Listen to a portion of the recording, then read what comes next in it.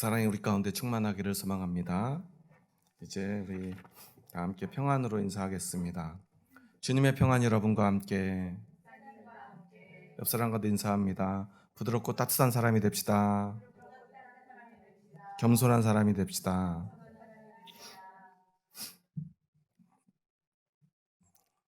어느새 2024년도 세 번째 주일이 밝았습니다. 오늘은 또한 주연절 세 번째 주일이기도 합니다. 오늘 특별히 요나서의 말씀을 통해서 오늘 우리를 주님에게로 인도하시는 줄 믿습니다. 우리가 요나서를 읽다 보면 요나가 끊임없이 하나님 말씀에 불순종하는 모습들을 보게 됩니다. 얼핏 보면 참 이해가 되지 않아요. 왜 그렇게까지 해야 했을까? 왜 그렇게까지 하고 있는지 이해되지 않는 장면들이 참 많이 나옵니다. 처음 하나님이 요나를 불러서 1장에 보면 니느웨로 가라고 합니다. 그러니까 요나가 어떻게 하죠? 다시스로 가려고 욥바로 내려갔다라고 그래요. 쉽게 말하면 하나님은 이제 이스라엘에서 우리가 이 지도를 보면 오른쪽으로 가라고 그랬는데 요나는 왼쪽으로 가려고 배를 탔다는 거예요. 그런데 신기한 건요. 왼쪽으로 가는 배를 타려고 욥바로 가니까 그 다시스로 가는 배가 마침 있어요. 요나는 뭐라고 생각했을까요? 하나님은 혹시 내가 다시스로 가는 걸 원하지 않으실까 생각을 하고 있는지도 몰라요. 왜냐하면 니느웨라고 하는 성은 어떤 성이죠? 아수르, 성경에는 보통 아수르라고 기록이 되는데 이 아시리아의 수도죠. 아수르는 어떤 나라입니까? 북이스라엘을 멸망시킨 나라예요. 끊임없이 이스라엘을, 유대를 괴롭히고요, 공격하고요. 아시리아를 그 일반 역사학자들도 그런 얘기들을 해요. 많은 이런 제국들이 있었지만 그런 나라들 가운데였지만 가장 잔인한 나라 중에 하나라고 말이죠. 우리가 일제시대 때 일본에게 겪었던 어떤 그런 끔찍한 일들만큼이나 어쩌면 그거보다 더 잔인하게 자신들이 정복한 나라와 그 민족들을 학살하고요. 그 나라 자체를 완전히 없애버리고 또 민족들을 다 뒤섞어 버립니다. 나중에 아수르가 이스라엘을 정복했을 때 어떻게 했죠? 그곳에 있는 모든 백성들을 다 끌고 갑니다. 그래가지고 자신들이 정복한 나라 곳곳에 다 흩어놔요. 그리고 이스라엘에는 다른 지역에 있던 사람들을 데려다가 그곳에 거주를 시켜요.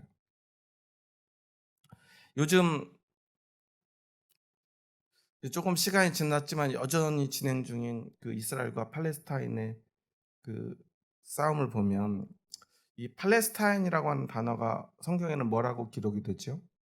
블레셋이라고 해석이 되어 있어요. 그래서 블레셋을 영어로는 팔레스타인이라고 합니다. 그리고 그 중에서도 제일 중심지가 되는 그 가자 지구, 성경에는 가사 지역이라고 나오는 그런 지역입니다. 그러다 보니까 우리는 얼핏 신앙적으로 잘못 착각을 하면 예전에 이스라엘 백성들을 늘 괴롭히던 이 블레셋 사람들, 그 사람들과 이 유대인들과의 싸움으로 생각을 하는데요. 이미 아수르가요. 북이스라엘을 침공했을 때 그 블레셋 사람들까지도 전부 다 잡아다가 다 데려가서 포로로 끌고 가서 다 세계 곳곳에 다 흩뿌려 버리고 그곳에는 전혀 블레셋과 관련 없는 사람들이 그때부터 살고 있어요. 수천 년을 이미 다른 사람들이 그 지역에 살고 있는 거예요. 이렇게 잔혹할 정도로 그냥 민족을 말살하고 국가를 그냥 다 무너뜨려 버립니다. 그런 아수르의 수도가 멸망한다고 그래요. 그런데 하나님이 그들이 멸망하지 않도록 그들에게 예언을 하라고 그러니 여러분이라면 과연 그 일을 할 수 있겠습니까? 요나 입장에서는 사실 두 가지 이유로 그 이야기를 하기가 두려웠을 거예요. 첫째는 당신들 지금 이대로 가면 앞으로 며칠 후에 하나님이 당신의 나라를, 이 도시를 심판해서 한 명도 살려두지 않고 다 죽일 겁니다. 만약에 일제시대 때 한국의 한 청년이 일본 동경에 가서 이런 소리를 한다면 어떻게 될까요? 당장 길거리에서 잡혀갈 거예요. 죽게 될 것입니다. 요나도 그것을 첫째 두려워했을 거예요.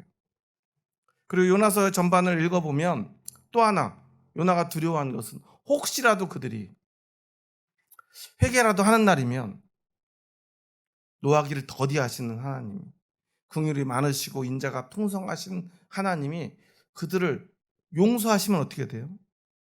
자신은 어떤 사람이 되는 거예요? 매국노가 되는 거예요. 선지자라는 사람이 그 이방에, 그것도 이 나라를 그렇게 악독하게 대했던 그 아수르를 구원한 구원자가 되는 거예요. 어떻게 되든 자신은 그곳으로 갈 수가 없는 거예요.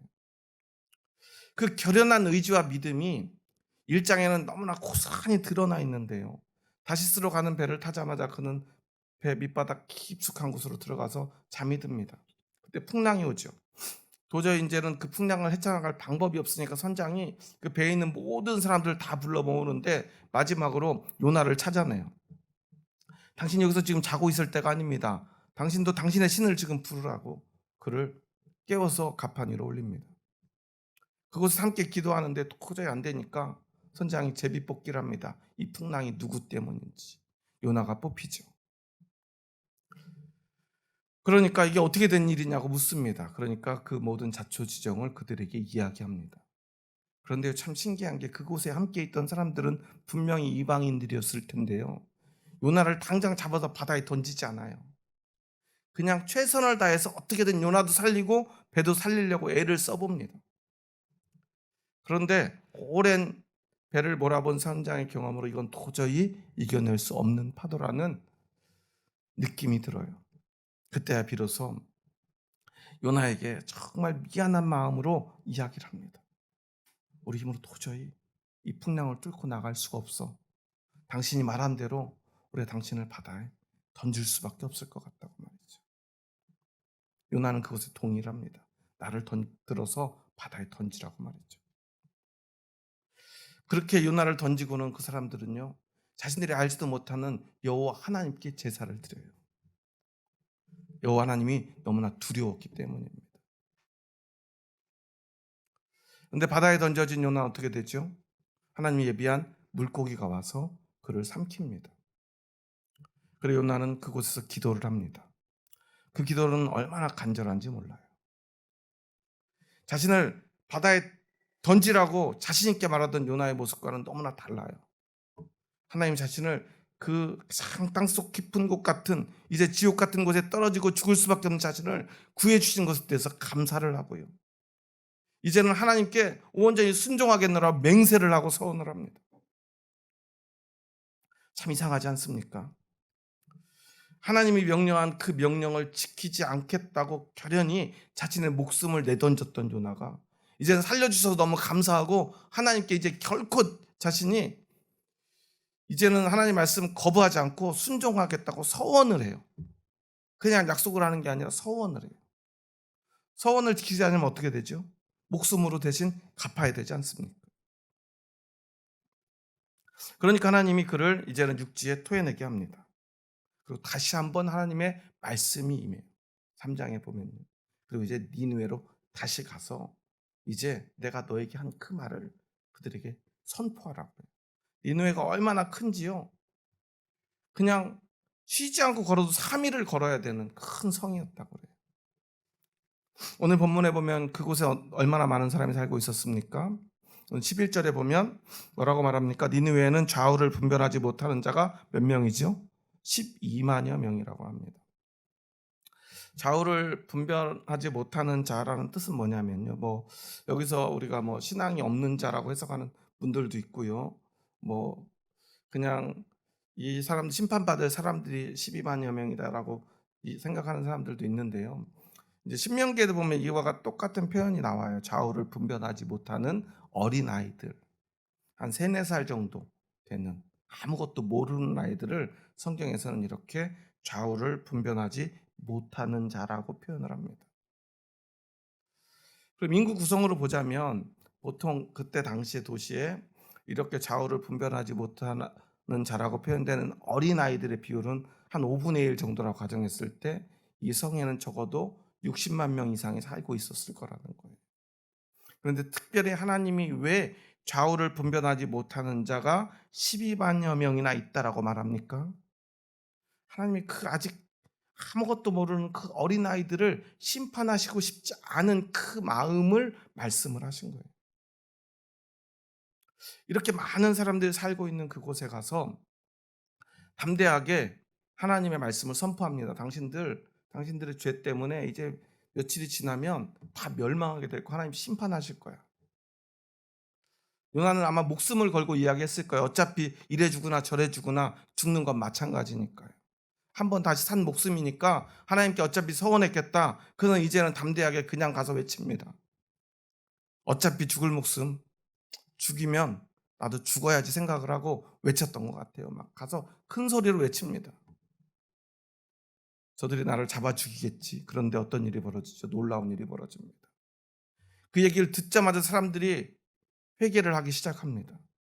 심지어 그냥 그가 그 뭐 왕궁 깊숙한 곳까지 들어갈 수 있었겠습니까? 그냥 길거리를 다니면서 그냥 보통 사람들이 사는 그곳에서 외쳤을 텐데 그 이야기가 왕에게까지 들어가고요.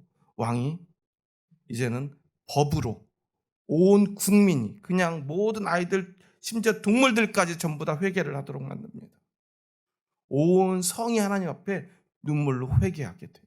죄를 뒤집어 쓰고요. 굵은 베옷을 입고요. 그리고 하나님께 회개를 합니다. 어떤 일이 일어납니까? 하나님이 그들을 용서하십니다. 3장 9절 10절에 보면요. 그들이 어떤 마음으로 회개했는지 그리고 하나님께서 어떻게 하셨는지가 나오는데요. 하나님이 뜻을 돌이키시고 그 진노를 그치사 우리가 멸망하지 않게 하시리라. 그렇지 않을 줄을 누가 알겠느냐라고 왕이 말을 합니다.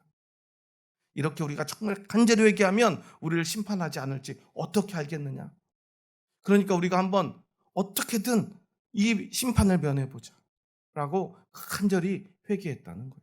그러니까 10절에서 하나님이 그들이 행한 것 곧 그 악한 길에서 돌이켜 떠난 것을 보시고 하나님이 뜻을 돌이키사 그들에게 내리리라고 말씀하신 재앙을 내리지 아니하시니라고 말하고 있어요. 참 이상한 일이죠. 이 요나가 살던 시대는 다른 선지자를 보자면 호세아가 살던 시절이에요. 호세아 선지자면 유명한 일화가 있죠. 이스라엘 백성들이 얼마나 타락을 했는지요. 그들의 타락상을 이 호세아에게 상징적으로 보여주려고 호세아에게 누구와 결혼하게 하죠?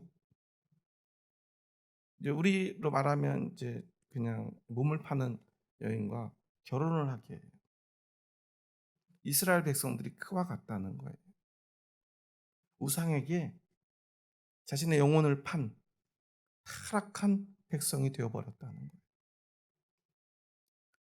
하나님이 그렇게 선지자들을 보내서요 회개하라고 권면하고 강권하는데 정작 하나님의 백성은 어떻게 하죠? 선지자들을 잡아 죽이고요. 하나님의 말씀을 듣지 않아요. 그런데 오히려 그들의 대적인 이 이방인들인 이 아수르에 살고 있는 이 백성들은 베옷을 입고요. 정말 목숨을 다해서 하나님 앞에 회개를 합니다. 그러니까 하나님이 그들을 용서해 줘요. 하나님 앞에 정말 누가 죄인입니까? 누가 정말 하나님의 백성인지 알 수가 없는 지경에 이르렀습니다. 아마 요나도 놀랐을 것 같아요. 그렇지만 요나는 한 가지 확신하고 있었던 게 있어요. 그렇지만 우리는 하나님의 백성. 이것을 신학적인 용어로 뭐라고 그러죠? 선민의식이라고 합니다. 우리만이 하나님께 선택된 민족이다. 선민의식이라고 그들은 이야기를 해요. 그래서 하나님은 반드시 이방인들을 심판하고 하나님의 선택한 백성을 구원하신다는 믿음을 가지고 있었어요. 그들이 저렇게 회개하지만 하나님이 심판하실 거라고 그는 믿고요.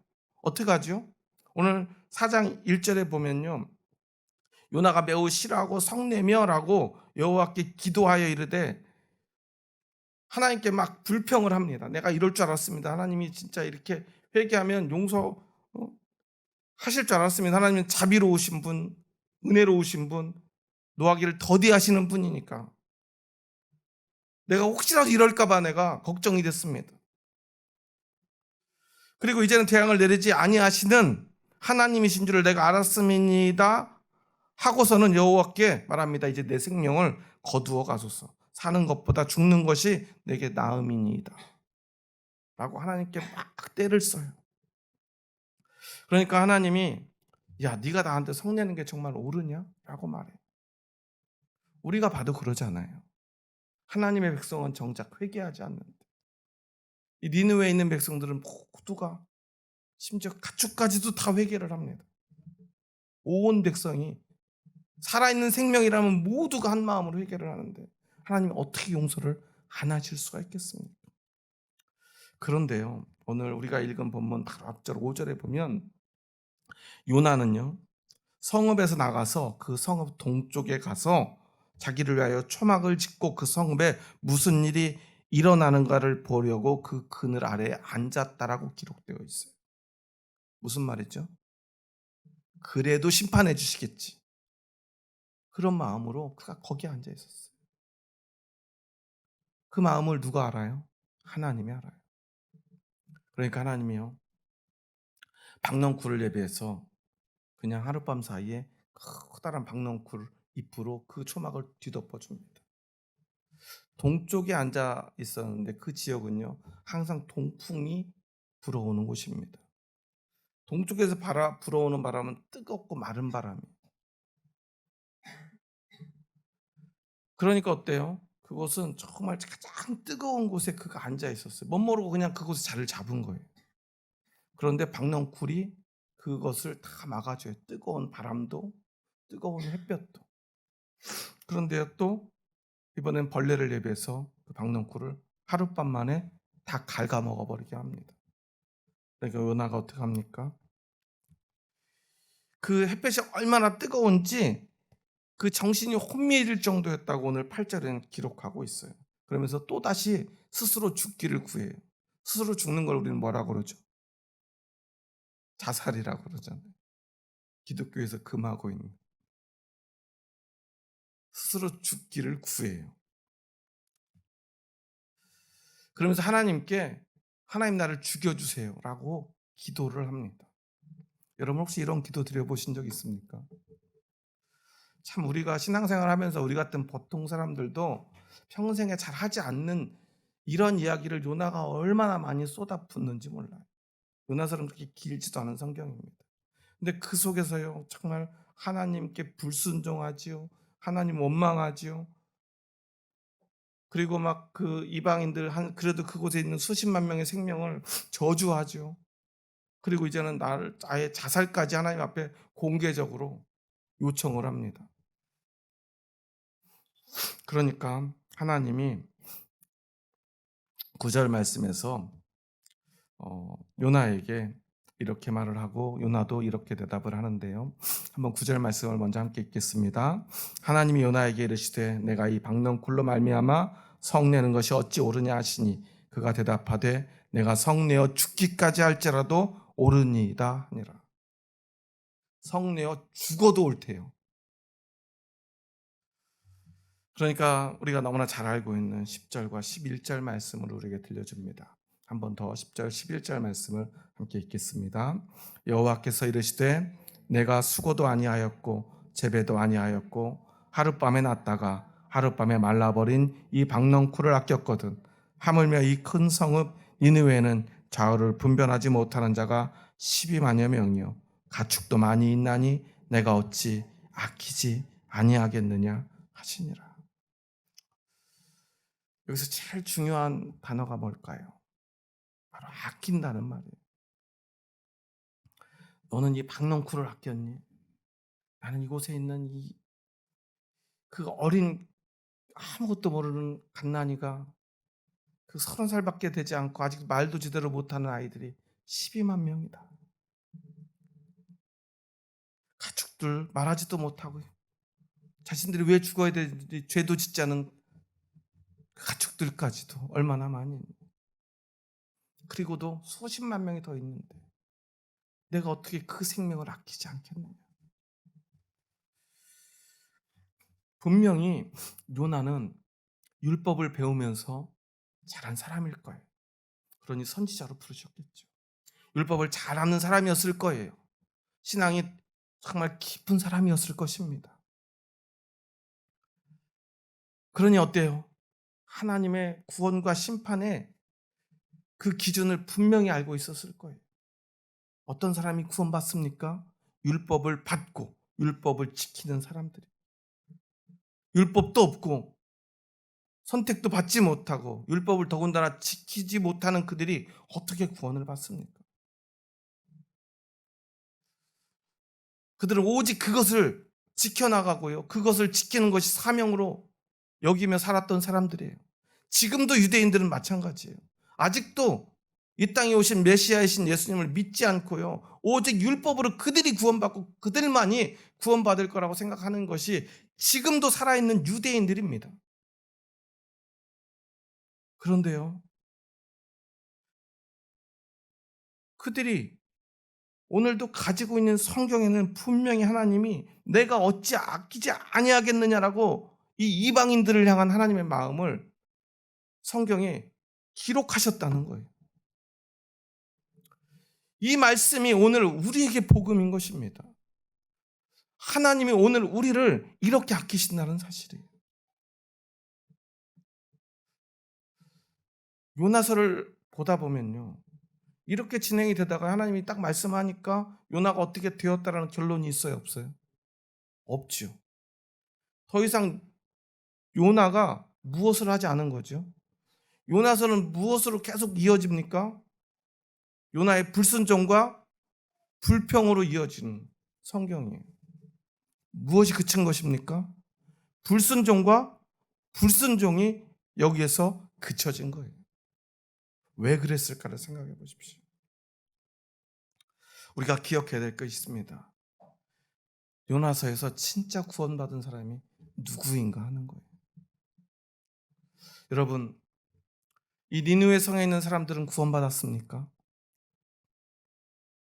그들이 오늘 하나님의 심판을 면했죠. 하지만 그들은 어떤 사람들이죠? 하나님이 작정하신 심판, 특별한 하나의 그 도시에 내리기로 작정한 그들이 너무나 악했기 때문에 역사에 다시 없을 만큼 그들이 악독한 죄를 지었기 때문에 하나님이 그 도시를 심판하시려고 했던 거예요. 그들을 다 몰살시키려고 하셨던 거죠. 왕으로부터 어린 갓난아기에 이르기까지 말이죠. 하나님은 그 심판을 멈추신 거죠. 그럼 과연 그들은 구원받았을까요? 우리는 다시 한번 생각해 봐야 돼요. 이 요나서에서 정말 구원받은 자가 누구인가 하는 걸 말이죠. 그들은 물론 그들의 목숨을 구했습니다. 죽지 않았습니다. 하나님의 불의 심판을, 그 진노의 심판을 면한 것은 분명합니다. 요나는 그것이 너무나 불만스러웠을 것입니다. 하지만 하나님의 마음이 어떤지를 그가 결국 깨닫고 맙니다. 하나님은 성경에서요 너무나 많은 진노와 심판을 이야기합니다. 특별히 신약 성경을 먼저 읽고 신약 성경밖에 모르던 분들이 구약 성경을 읽으면 정말 이게 같은 하나님인가 생각이 될 정도로 하나님은 잔혹하게 심판하실 때가 너무나 많았습니다. 그런데 그 모든 심판의 과정 속에서 하나님의 마음이 어땠을까요? 이렇게 가장 악독하고도 악독한 그 아수르의 수도에 살고 있는 그 악한 자들 생명까지도 아끼지 않을 수 없는 것이 하나님의 마음이라는 거예요. 어떤 생명이라도 그 생명을 단 한 명의 생명이라도 소중히 여기지 않을 수 없는 게 바로 하나님의 마음이라는 거예요. 그럼에도 불구하고 오늘 진짜 구원은 이 요나에게 임했음을 우리는 기억해야 돼요. 왜 그럴까요? 여러분, 우리는요, 우리에게 정말 중요한 것이 그냥 우리의 생명을 지켜내고요, 건강하게 살고요, 또한 물질적인 어떤 풍요와 성공을 누리는 거라고 생각합니다. 요나서에는 그런 게 몇 개 나오죠. 요나가 바다에 던져졌지만 살아났습니다. 니느웨 백성들이 죽어야만 했지만 그들이 살았습니다. 요나가 그 동편에 초막을 짓고 있을 때 박넝쿨로 그를 지켜주셨습니다. 시원하게. 그런데 이 모든 것들은 가장 궁극적인 구원과는 거리가 멀다라는 거예요. 진짜 이 모든 과정 속에서 하나님이 정말 가장 아낀 사람은 누구일까 하는 것을 우리는 한 번 더 생각해 보아야 합니다. 그것은 바로 요나입니다. 요나는 이 모든 과정 속에서 하나님과 대면해서 이야기하고요, 때로는 하나님께 막 불평하고요, 불만을 표출하고요, 날 죽이려면 죽이세요라고 말합니다. 하나님은 그것까지 참아주지 않습니까? 왜 그럴까요? 요나를 사랑하시기 때문입니다. 요나를 구원하시기 원하시기 때문이에요. 그 눈앞에서요, 아수르 니느웨의 구원을 포기하고요, 이스라엘의 타락을 포기합니다. 어떻게 살아야 하는지, 진짜 구원이 무엇인지를 요나에게 깨닫게 하시는 거예요. 여러분, 신앙에서 가장 중요한 것은 무엇입니까? 그냥 죽을 병에 걸린 사람 살리는 것입니까? 건강하게 살면 됩니까? 여러분, 그것 때문에 이곳에 있습니까? 요나가 하나님께 받았던 이 박넝쿨 같은 어떤 작은 축복들이 우리에게 더 중요합니까? 우리에게 중요한 것은 무엇입니까? 이 요나서를 꿰뚫고 있는 요나가 받은 가장 큰 축복은 무엇일까요? 처음부터 끝까지 하나님과 함께하고 있다는 사실이에요. 그가 하나님을 거절하고 다시스로 가는 배에 오를 때도 하나님을 함께 하셨을 거예요. 그 배도 하나님이 예비하셨는지도 몰라요. 물론 어떤 분들은 그러더라고요. 하나님은 지독하신 분이라고요. 다시스로 가는 배가 없었으면 요나가 다시스로 가지 못 않았을 수도 있고, 바다에 던져지는 끔찍한 일도 안 당했을 거고, 물고기 뱃속에서 우리는, 그래서 성경에 써 있으니까 물고기 뱃속이 무슨 크루즈 정도 되는 걸로 생각하는데요. 사람이 물고기 큰 뱃속에 들어가면 살 수 있을까요? 향해고래 같은 큰 고래 뱃속에 들어가면, 고래는 부드러운 동물이니까, 사람 잡아먹는 동물이 아니니까 뱃속에 들어가도 요나처럼 살 수 있을까요? 그 소화액에 사람 몸이 다 녹아버려요. 그런데 요나는 어떻게 살 수 있었을까요? 그 고기가 살려준 게 아니라 하나님이 살려주신 거예요. 그 물고기의 윗속에 들어가서 그 며칠을 견디는 그 시간이 얼마나 고통스러웠을까를 생각해 보십시오. 하나님이 살려주셨지만 그 고통을 당했습니다. 그리고 두려움을 이겨내고 니느웨 가서 하나님의 말씀을 선포합니다. 그 시간은 얼마나 두려웠겠습니까? 하지만요, 이 모든 것들이 어쩌면 스스로 선택하고요, 스스로 잘못된 길을 가면서 계속해서 하나님께 불순종함으로 인해서 스스로 자초한 일들이라는 사실이에요. 그냥 니느웨로 가서 선포하고요, 하나님이 구원을 보고요, 돌아왔으면 됐어요. 하나님의 마음을 헤아리고. 그런데 우리는 그럴 수 없는 사람입니다. 요나만 특별히 이상한 사람이 아니라 우리도 마찬가지입니다. 그래서 하나님은 그 삶 가운데 고통을 허락하십니다. 그 고통을 통해서 그 한 생명을 구원하시려고 말이죠. 진짜 구원은 무엇입니까? 하나님의 마음을 헤아리는 것, 하나님과 함께하는 것이기 때문입니다. 여러분, 오늘 하나님과 함께하길 원하십니까? 아니면 그저 여러분의 소원을 하나님께 구하기를 원하십니까?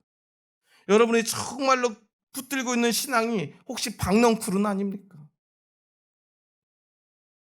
우리가 구해야 될 것이 박넝쿨입니까?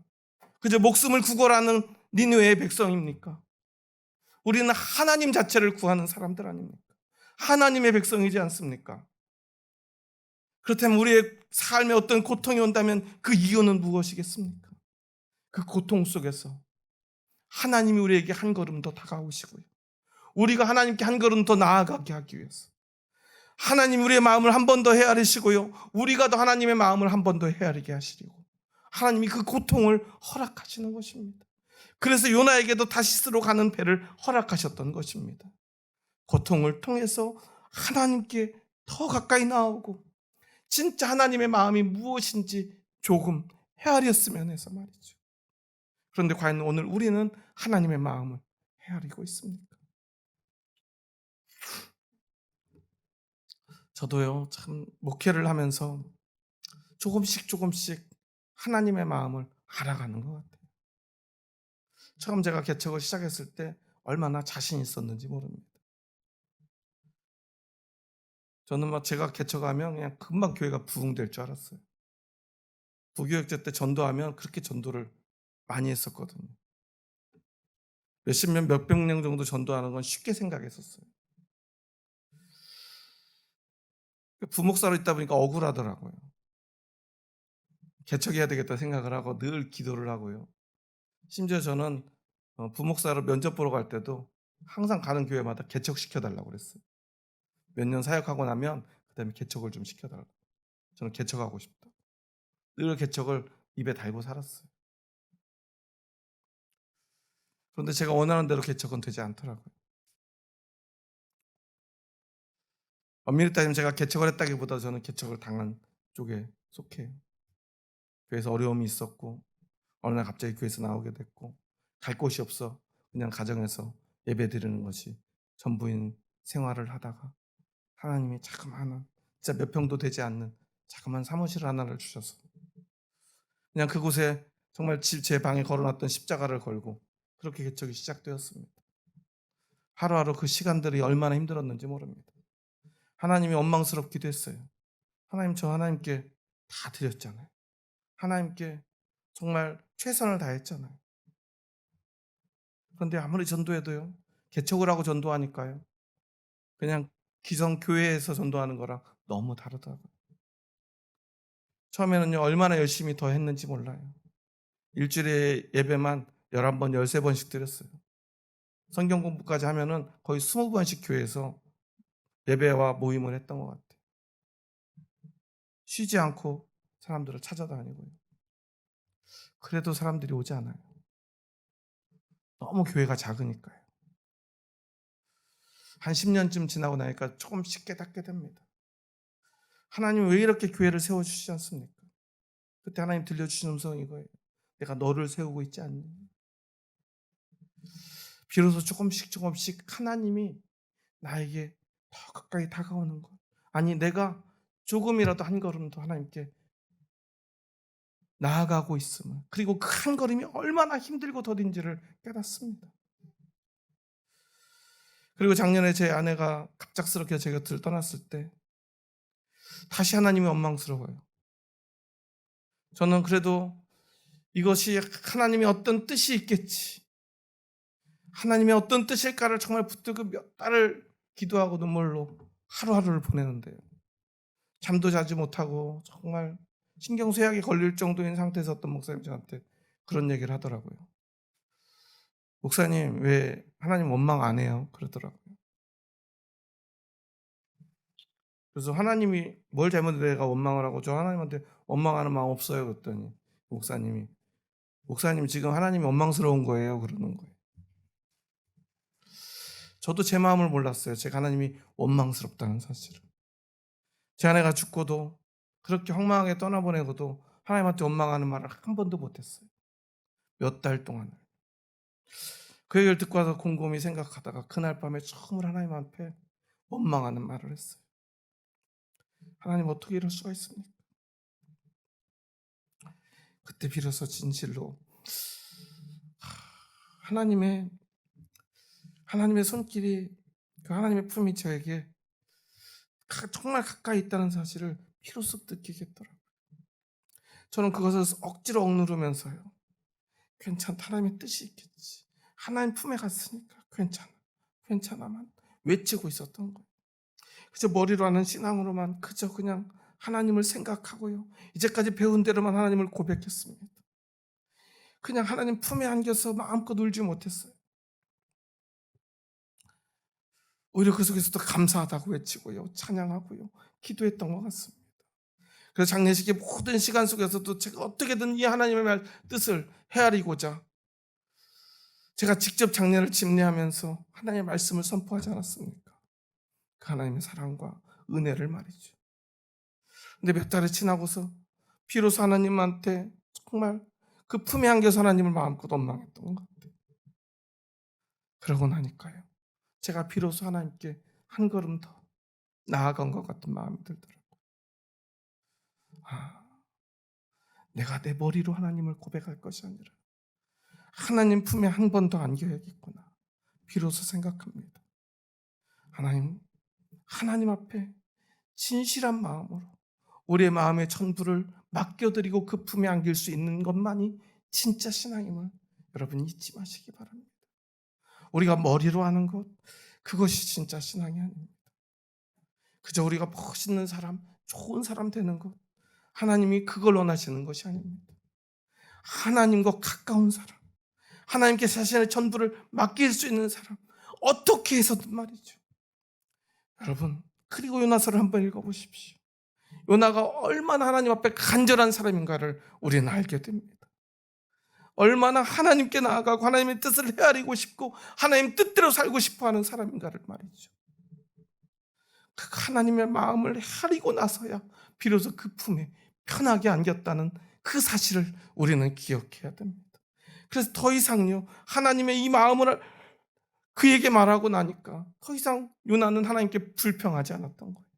하나님 마음을, 그 헤아릴 수 없는 그 사랑이, 그 헤아릴 수 없는 은혜가, 그리고 이 모든 과정 속에서 하나님이 자신을 얼마나 사랑했는지, 아니 지금 이 모든 사건 속에서 오직 나만 바라보시는 하나님의 그 사랑을, 그 은혜를 느꼈기 때문에 말이죠. 니느웨에 있는 사람들이 아니라 이렇게 나를 부르시구나, 이렇게 나를 사랑하셨구나, 이렇게 나와 함께 하셨구나. 여러분, 하나님의 헤아릴 수 없는 사랑이 오늘 이곳에 여러분 앞에 있습니다. 여러분의 삶에 많은 고통이 있죠. 해결되지 않는 문제들이 있죠. 헤아릴 수 없는, 내가 아무리 헤아리려고 해도 헤아릴 수 없는 어떤 일들이 우리의 삶에 나타나지 않습니까? 저에게는 작년에 제 아내의 죽음이 그랬습니다. 지금도 도저히 그것을, 그 뜻을 헤아릴 수가 없어요. 해석할 방법이 없습니다.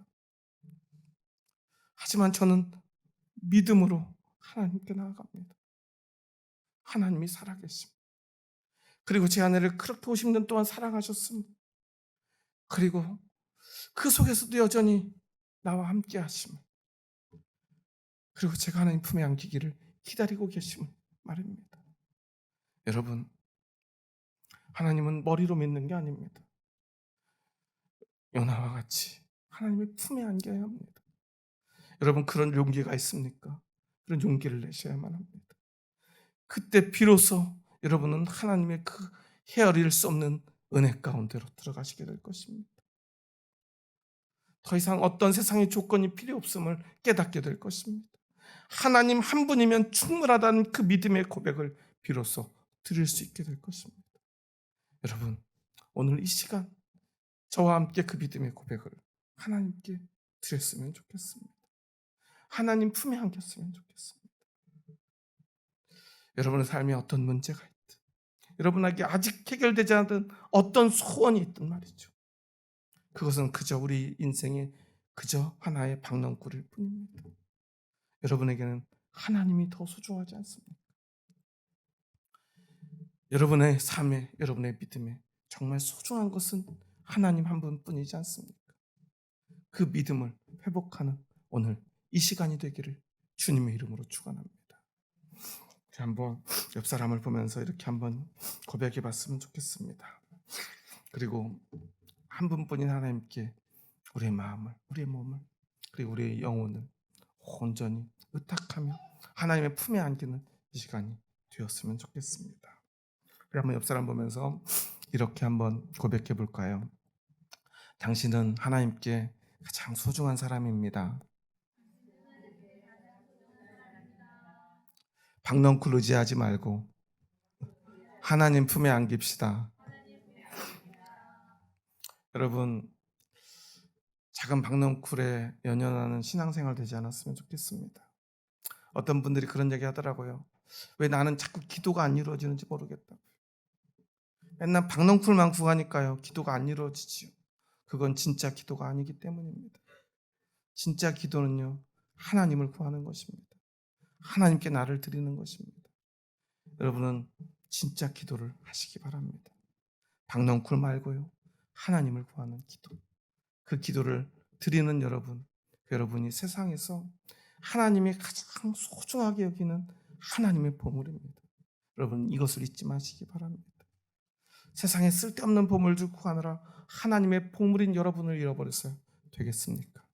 우리 한번 그 보물같이 소중한 사람들에게 우리 하나님의 사랑으로 한번 인사했으면 좋겠습니다. 주의 사랑으로 사랑합니다. 당신 하나님께 가장 소중합니다. 당신은 저에게도 가장 소중합니다. 정말 소중하십니까? 네, 하나님께 소중한 그 보물 같은 사람들을 어떻게 우리가 미워할 수 있습니까? 어떻게 소중하게 여기지 않을 수 있습니까? 여러분, 오늘 집에 가시면요, 여러분의 가족들, 자녀들, 남편, 아내들 다시 한번 바라보십시오. 세상의 눈, 인간적인 눈으로 보면요, 미울 수도 있습니다. 귀찮을 수도 있습니다. 짜증날 수도 있습니다. 하지만 주님의 눈으로 한번 바라보십시오. 얼마나 소중한지 비로소 깨닫게 될 것입니다. 주님이 우리에게 교회를 주시고 가정을 주신 이유는요, 그 마음을 헤아리고 그렇게 사랑하라고, 우리에게 하나님의 축복으로 헤아릴 수 없는 사랑으로 우리에게 주신 가장 큰 은혜임을, 은혜의 선물임을 기억하시기 바랍니다.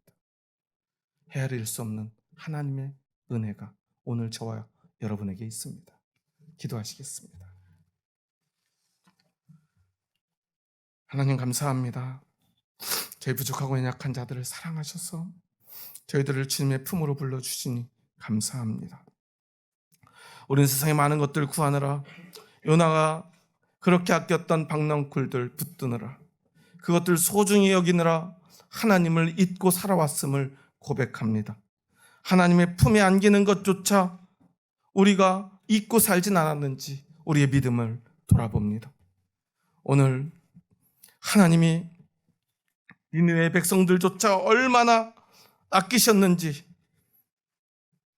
그 하나님의 헤아릴 수 없는 사랑을 깨닫고 그 사랑을 느끼는 그 순간 요나는 하나님이 나를 또한 얼마나 사랑하셨는지, 나에게 얼마나 헤아릴 수 없는 은혜를 베푸시고 오늘 그렇게 사랑하셨는지를 깨달았음을 고백합니다. 오늘 우리에게도 그 하나님의 헤아릴 수 없는 사랑이 주어졌음을 고백합니다. 오늘 우리를 그렇게 하나님 품에 안으시며 우리를 부르셨음을, 그것이 바로 헤아릴 수 없는 하나님의 은혜임을 고백합니다. 이제 오직 하나님만 구하며 하나님 품에만 안기며 살아가기를 소망하오니 우리의 기도에 응답하여 주시옵소서. 예수님의 이름으로 기도합니다. 아멘.